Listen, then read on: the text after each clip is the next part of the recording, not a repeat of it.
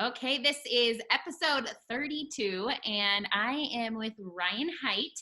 He is, well, I know him because he's the race director for the Coeur d'Alene Marathon, but he does have his own, what would you say, racing? What's it Yeah, called? like running events company. Yeah, and so he does the Windermere, he does run the PNW, Negative Split, and which is called, his company is called Negative Split. So I'm going to let him chat a little bit about what he does, kind of Negative Split in a whole. Yeah, so the company started. I guess it was 2013 was our first event, and just slowly over the course of a handful of years, it's grown and grown, and we've added more and more events. And it's we do everything from managing small races to big races. We just recently picked up a event timing portion of our company too, so we do a bunch of chip timing for races. And then, yeah, we really, we're kind of a full service operation for events that really from anything from marketing to, website work to, the actual production of the race, showing up on race day, bringing up all the equipment, start lines, finish lines, all that kind of stuff. So, Yeah, I mean, it's to watch you guys work is amazing. I mean, they come in and, I was expecting to like work really hard the day of but his whole team comes in and they just take over and run yeah, it. they are rock stars. Yeah, it's a relief for somebody that's looking for a race director or a race team to come in and help with their race. I mean, it takes the stress off. And you got sweet swag. That's the hat I really want. Yeah, this is one of the new ones. So, I yeah, love it. And I get tons of compliments on the one like that, but it's like green and yellow looking. yeah. I wear it everywhere, green and blue, and everyone's just like, I want that hat. I want that hat. And I was like, Yep. it's Especially in Coeur d'Alene, right? You can't go wrong with a good lake hat in the summer. So, exactly. So how did you turn your passion of, I know you're a runner, a triathlete, those kind of things. How did you turn and get into this line of work and turn your passion into your career? yeah, it's funny.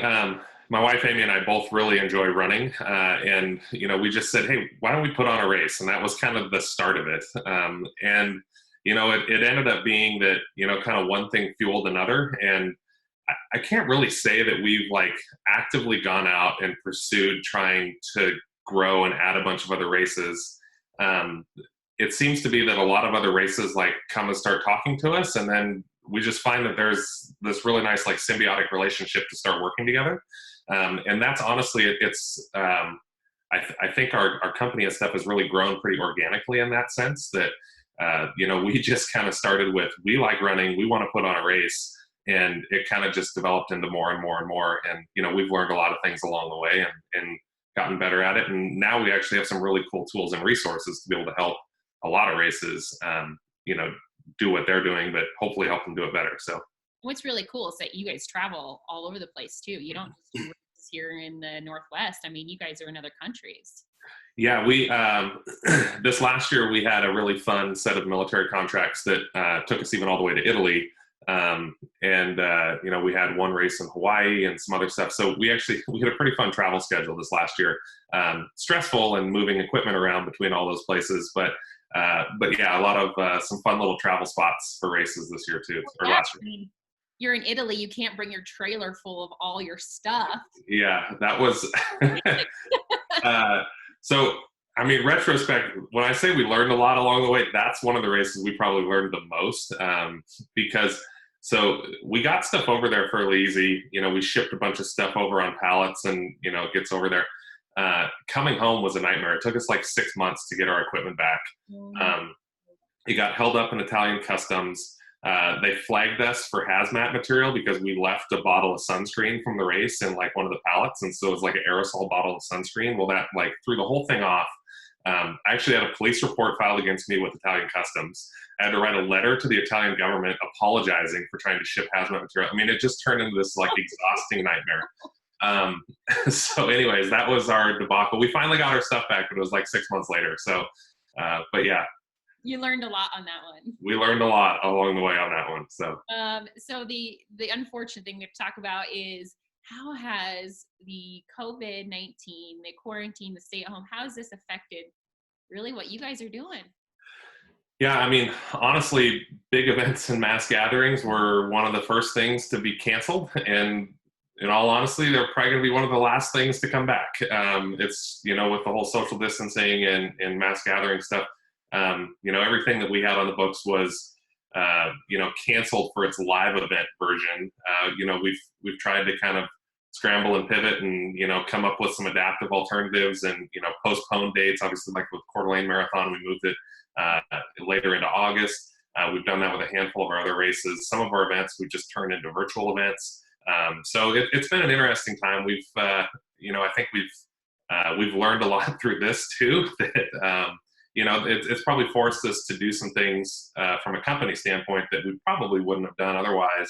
Which I think there may be some positives that come out of that too. That we're looking at doing some other things relative to our races to kind of create more of a digital experience, which I think will be cool moving forward. That will probably keep a lot of those things also.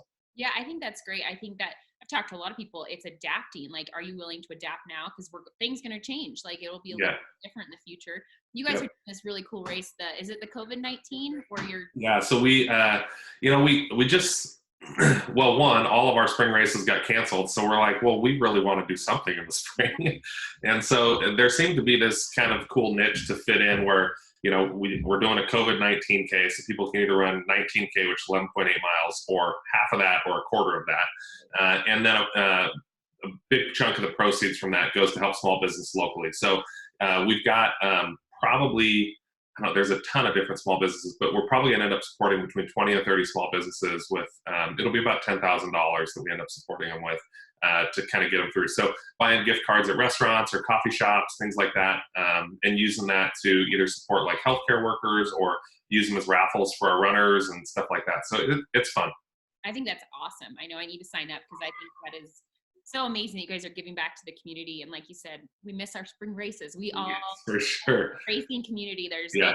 the Windermere, the Coeur d'Alene Marathon. You got like even like Hauser, all of Bloomsday. Like all of these racers are like, what do we do now? Yeah, for sure. So, what is your least and favorite? So, what's your least favorite thing, and what's your favorite thing about your job?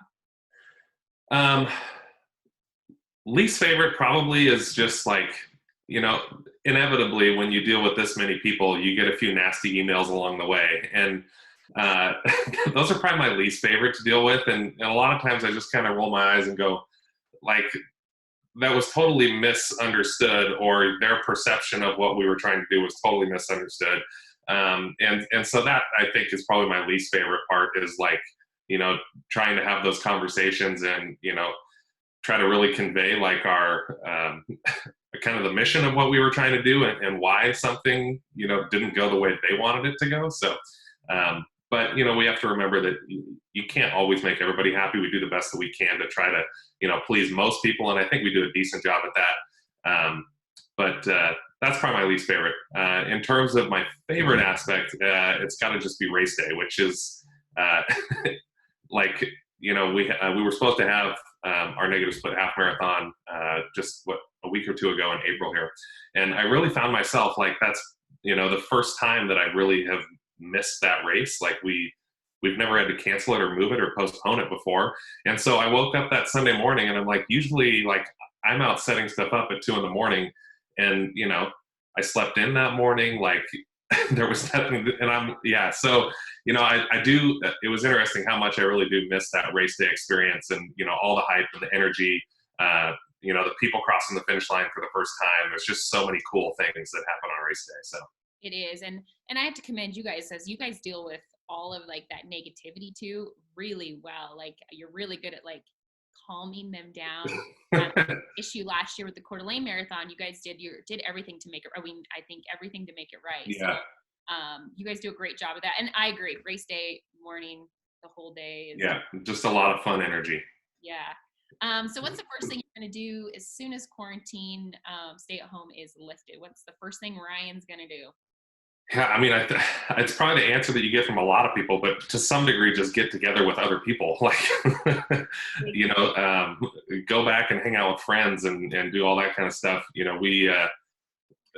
We also have kind of some, gym stuff and fitness class things that we do in Spokane. And so, part of it is just like bringing those people back together and seeing a lot of those people. And yeah, it's just, there's only so much you can do via Zoom, where it's like at some point you want to be able to give someone a high five again. So I know, I want to hug everybody. And yeah. all right. So what can the community here in the Northwest, how can we support you guys?